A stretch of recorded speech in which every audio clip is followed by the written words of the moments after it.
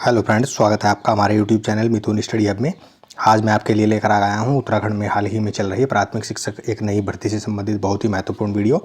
तो ये जो वीडियो है ये प्राथमिक शिक्षक जो भर्ती है आपकी प्राइमरी की उससे संबंधित है। और ये जो प्राइमरी भर्ती है ये ज़िला हरिद्वार में निकाली गई है। तो आइए देख लेते हैं इस विज्ञप्ति में क्या क्या दिया गया है। तो ये विज्ञप्ति संख्या भी आपको इसमें डालनी होगी, तो आप इसमें विज्ञप्ति संख्या देख सकते हैं। ये विज्ञप्ति संख्या है आपके यहाँ पर। आवेदन संख्या प्रारंभिक शिक्षा बटे 04 सहायक अध्यापक विद्यालय शिक्षा अपॉन 2023-24 ये आपकी विज्ञप्ति संख्या है। और दिनांक की बात की जाए तो 17/4/2023 है। और इसमें आपको विज्ञापन की जो प्रकाशन की तिथि है वो 18/4/2023 को, तो आपका जो विज्ञापन प्रकाशन की तिथि है वो 18/4/2023 को है। और ऑनलाइन आवेदन पत्र आपकी जो अंतिम तिथि है वो आपकी रखी गई है 8/5/2023, मतलब 8 मई 2023।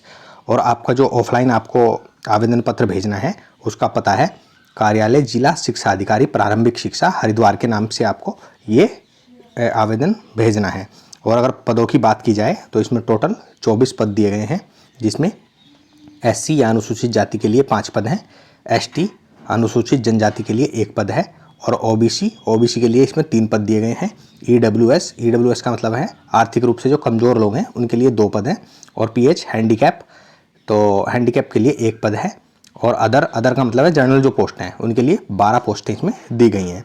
तो इसमें देख लेते हैं, इसमें जो वेतनमान है वो वेतनमान इसमें मिलने वाला है लेवल 6 वाला मिलने वाला है 35,400 से 1,12,400 वाला।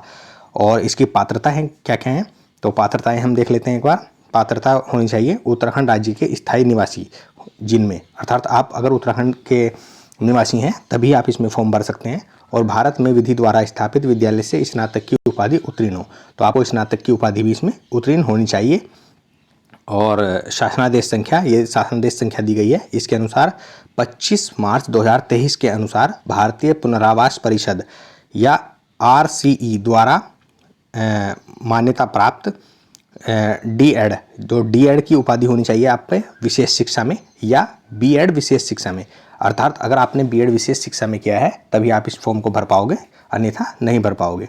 और RCI द्वारा मान्यता प्राप्त समकक्ष डिप्लोमा या आपके पास कोई इसके समकक्ष कोई डिप्लोमा उपाधि प्राप्त की हो। और राष्ट्रीय अध्यापक शिक्षा परिषद द्वारा निरूपित मार्गदर्शी सिद्धांतों के अधीन राज्य सरकार द्वारा अध्यापक पात्रता परीक्षा प्रथम, तो आपका टैट या तो आपने जो राज्य सरकार द्वारा टैट कराया जाता है प्रथम टैट होना चाहिए, या आपके पास अगर C.TET भी हो तो वो भी आपका चल जाएगा, तो वो भी हो, या इनमें दोनों में से कोई भी होना चाहिए, या तो C.TET हो आपके पास या U.TET प्रथम हो। और इस प्रकार विशेष आवश्यकता वाले बच्चों के शिक्षण हेतु नियुक्त होने वाले सहायक अध्यापक या प्राथमिक विशेष जो शिक्षकों को नियुक्ति के उपरांत आपको NCTE द्वारा मान्यता प्राप्त प्राथमिक शिक्षक में 6 महीने का सेतु या ब्रिज कोर्स, तो आपको जितने भी B.Ed के आप अभ्यर्थी होंगे उनको 6 महीने का ब्रिज कोर्स भी आपको करना होगा, क्योंकि B.Ed जो अभ्यर्थी हैं उनके लिए ब्रिज कोर्स अनिवार्य है, तो ये भी आपको करना होगा।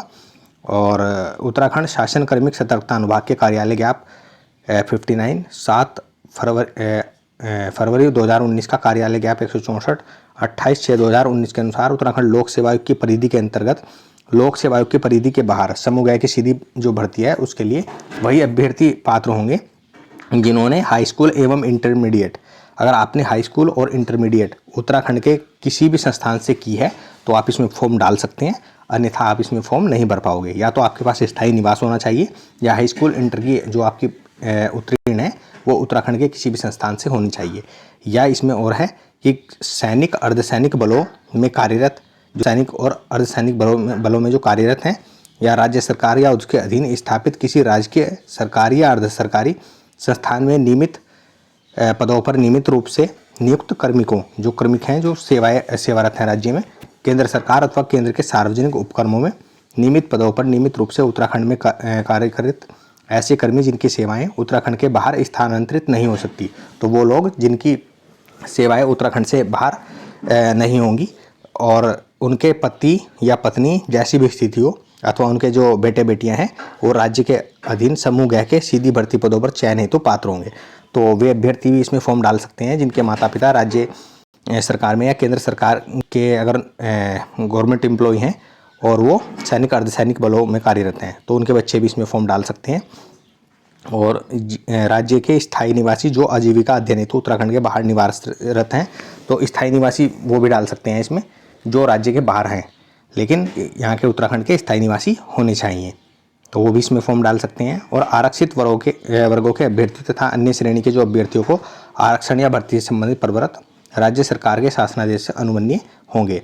और अभ्यर्थी की जो उम्र सीमा की अगर बात की जाए तो 1 जनवरी 2023 को अभ्यर्थी की आयु कम से कम 21 साल होनी चाहिए और अधिक होनी 42 वर्ष से अधिक नहीं होनी चाहिए। तो एज लिमिट 21 से 42 के बीच रखी गई है, 1 जनवरी 2023 को इतनी होनी चाहिए। परंतु राज्य सरकार अनुसूचित जाति, जनजाति या अन्य पिछड़ा वर्ग के मामले में इसमें छूट भी प्रदान कर सकती है। जो अभ्यर्थी विज्ञापन की शर्तों के अनुसार पात्र नहीं होंगे उनका अभ्यर्थन निरस्त भी किया जाएगा और नियुक्ति हेतु कोई दावा मान्य नहीं किया जाएगा। अभ्यर्थियों द्वारा आवेदन के सभी स्तंभ स्पष्ट पूर्ण रूप से भरे होने चाहिए, अर्थात आपको जो आवेदन करना है उसमें स्पष्ट रूप से आपको फॉर्म भरना है और अपूर्ण या रिक्त छोड़े या अस्पष्ट, संदिग्ध या भ्रामक होने की दशा में आपके जो आवेदन पत्र हैं वो कैंसिल कर दिए जाएंगे। और सेवा में किसी पद पर नियुक्ति के लिए ऐसा पुरुष अभ्यर्थी पात्र नहीं होगा जिसकी 1 से अधिक पत्नियां हैं। तो 1 से अधिक अगर किसी की पत्नियां हैं, जीवित पत्नियां हैं, तो वो भी इसका फॉर्म नहीं भर सकता। और ऐसे पुरुषों से विवाह करने वाली महिलाएं जिसके एक पुरुष से विवाह किया हो जिसकी पहले से एक जीवित पत्नी हो, परंतु यह सरकार किसी को नियम में छूट दे भी सकती है और उसका समाधान हो, ऐसा करने के लिए विशेष कारण विद्यमान है। और आवेदन अभ्यर्थी निर्धारित जो प्रारूप है, मैं आपको प्रारूप भी दिखाऊंगा आगे, तो आप उसी प्रारूप में आवेदन करेंगे और आवेदन के साथ वांछित जो आपके शैक्षिक योग्यता से संबंधित डॉक्यूमेंट्स हैं आपके, वो सभी आपको लगाने हैं और पूर्ण रूप से पृथक या स्पष्ट रूप से लिखे होने चाहिए। और स्वयं का पता लिखा एक लिफाफा है आपको 30 रुपये के, उस पर डाक टिकट चिपकाने हैं आपको, वो लिफाफा भी उसमें भेजना है आपको। और अभ्यर्थियों के आवेदन पत्र की अंकनाओं व संलग्न शैक्षिक जो प्रशिक्षण प्रमाण पत्रों की जांच संबंधी जो मूल अभिलेखों से की जाएगी और जिसकी तिथि के संबंध में अलग से आपको विज्ञापन के माध्यम से अवगत कराया जाएगा। तो जब इसमें आपका नंबर आ जाएगा तो उसके लिए डॉक्यूमेंट वेरिफिकेशन के लिए आपको समाचार के माध्यम से भी आपको अवगत कराते रहेंगे। और अंतिम तिथि तक पूर्ण रूप से भरे हुए आवेदन पत्र स्पीड पोस्ट से आपको भेजने हैं, या तो आप स्पीड पोस्ट कर दीजिए या आप इसमें रजिस्ट्री भी कर सकते हैं, पंजीकृत डाक से भेजना है मतलब। और 8/5/2023, तो 8 तारीख इसकी डेट रखी गई है। और जिला शिक्षा अधिकारी प्रारंभिक शिक्षा हरिद्वार के कार्यालय में इसको आपको भेजना है। और नियत तिथि या उसके बाद अगर आप आवेदन पत्र भेजेंगे तो वो आपको स्वीकार नहीं किए जाएंगे। और आवेदन पत्र के सबसे ऊपर आपको लिफाफे के ऊपर जो आपका लिफाफा होगा उसके ऊपर मोटे मोटे आपको अक्षरों में सहायक अध्यापक प्रारंभिक शिक्षा विशेष शिक्षा और राज्य का नाम, जैसे हरिद्वार का है तो उसमें लिखना है आपको सहायक अध्यापक प्राथमिक शिक्षा जनपद हरिद्वार हेतु आवेदन पत्र, ये आपको लिखना होगा सबसे ऊपर।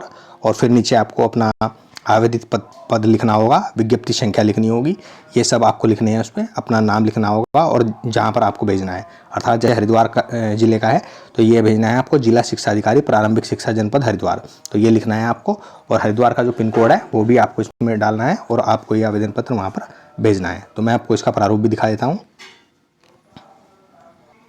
तो ये इसका आवेदन पत्र का प्रारूप है। आप इसको मेरे टेलीग्राम चैनल, मैं अपना टेलीग्राम चैनल का लिंक डिस्क्रिप्शन में दे दूंगा, आप वहाँ से इसको डाउनलोड कर लें और इसको प्रिंट करा के आप इसी फॉर्म को भर दीजिए। और जो हरिद्वार आपको जो भेजना है जिला हरिद्वार के मुख्य शिक्षा अधिकारी के कार्यालय में, ये इसी को फॉर्म भर के आप भेज सकते हैं।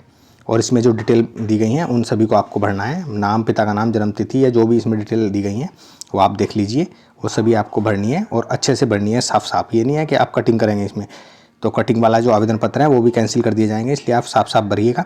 और सैद्धांतिक और प्रयोगात्मक अंक भी आपको अलग अलग भरने होंगे, हाई स्कूल, इंटरमीडिएट और स्नातक, ये सब भरने होंगे। और टेट फर्स्ट के भी मार्क्स भरने होंगे। और संलग्नक जितने आप डॉक्यूमेंट लगाएंगे उन सब का विवरण यहाँ पर भरना होगा, ये दिए हैं। और लास्ट में आपको ये घोषणा भी भरनी है।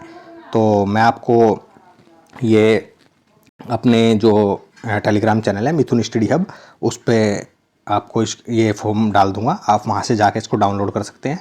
तो आज के वीडियो में इतना ही, मिलते हैं एक नए वीडियो के साथ। अगर आप हमारे चैनल पर नए हैं तो हमारे चैनल को सब्सक्राइब कर लें, वीडियो को ज़्यादा से ज़्यादा लाइक करें, शेयर करें, ताकि सभी लोगों तक ये जानकारी पहुँचाई जा सके।